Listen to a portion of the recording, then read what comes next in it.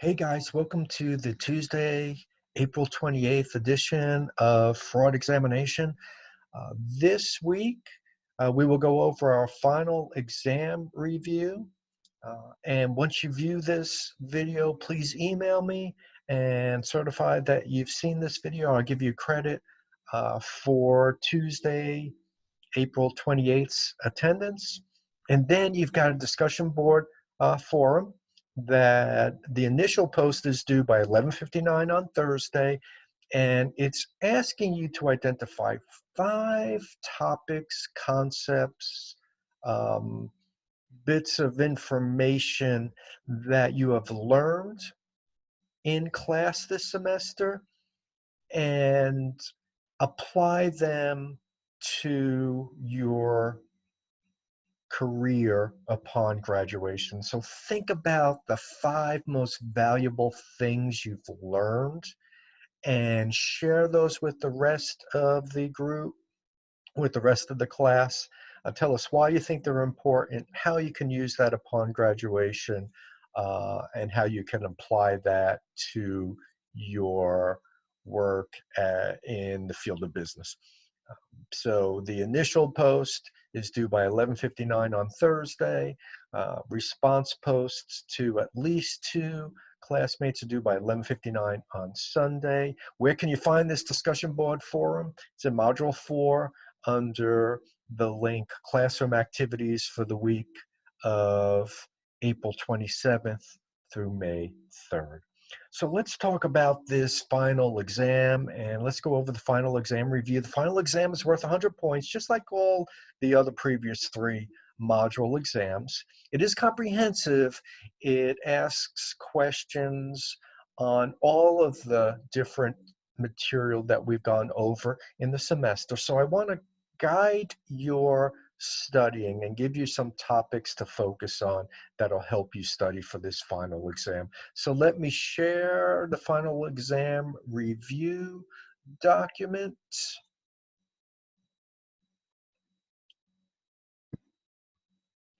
And this is posted in Canvas under Module 4, and the link will say Final Exam Review. So, the final exam study guide. The final exam will cover information from the entire course. The exam includes 6 essay questions from which you only need to answer 4, just like the Module 3 exam. Each essay is worth 25 points for a total of 100 points. Each essay has multiple parts for you to answer. Some of the parts require information that is covered in the chapters and in the PowerPoint slides, but other parts require you to apply the information to a specific situation or scenario using examples. Now, both parts are important to your grade, so please be thorough with your answers and applications. Your answers can be turned in as a file upload or text entry and will be evaluated by the Turnitin plagiarism tool. So when is this final exam, and when is it opened in Canvas? The final exam is scheduled for May 7th. It will be open from 12 a.m. or 12 midnight until 11:59 p.m. on May 7th. So you got good 24 hours to go ahead and answer these 4 questions. 4 questions are worth 25 points each. So if we're talking about all of the topics we discussed in this semester when we were studying for an examination. What are the important topics that I want you to study for this final exam? Well, I've listed them in terms of chapters and topics. So from chapter 1, I want you to definitely know the fraud definition of fraud, the different types of fraud. There are 5 of them, and what a career in fraud prevention and detection looks like. Do you think there'll be more demand for fraud examiners in the future? Less demand because we're doing a better job of preventing fraud? I don't know. I'd like to hear your responses to that. Those are the important parts of Chapter 1. Chapter 2, characteristics of fraud perpetrators. Who are they? Are they more like you and I, or are they more like other criminals, common criminals? We spent a lot of time discussing that. Definitely the fraud motivation triangle, right? Um, Perceived pressure, perceived opportunity, rationalization, um, the fraud scale. What is this whole concept of power, and how does it relate to uh, engaging in fraud? So those are the important topics in chapters 1 and chapter 2. Chapter 3 talks about fraud prevention and its importance. Definitely know the evidence square. Probably ask you a question on the components of the evidence square and legal actions that can be taken after fraud has occurred. And why might companies not take legal action after they discover fraud? It's kind of an interesting discussion, interesting topic.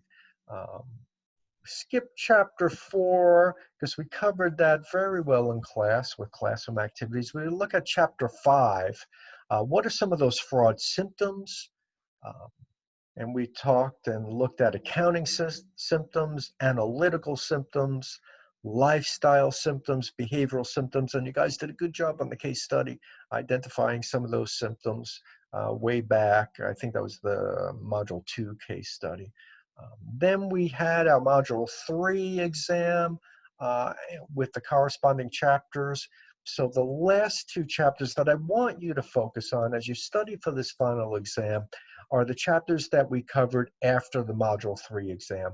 And those are Chapter 10 that have to do with interviews, and Chapter 11 that we looked at last week having to do with financial statement fraud. So what are the key topics and the important topics in Chapter 10? What are interviews? What are 5 reactions of interviewees? What are the 5 general types of questions that an interviewer can ask? Uh, is question sequence important? And if so, how? How does that come into play when we're conducting an interview? There are some inhibitors of communication that cuts communication off right at the beginning.